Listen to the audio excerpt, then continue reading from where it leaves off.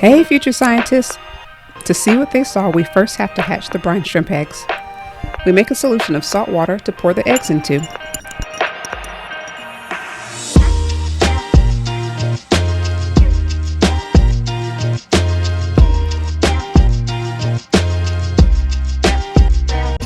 I place the jar in a warm location and check on them the next day. Those moving dots are the hatched shrimp. I transfer the shrimp to new water with shrimp food and wait one more day so they can grow just a little bit more.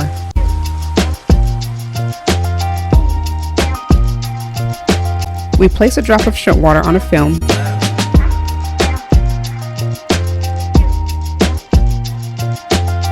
and I set up the correct focus for my future scientist.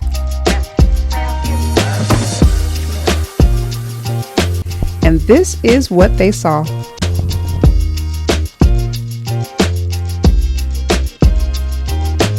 Does this look like anything you've seen before? One more time in slow motion. Let's check out the older shrimp.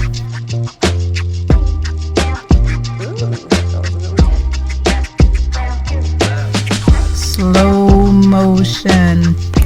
Thanks for watching, future scientists, and don't forget to like this video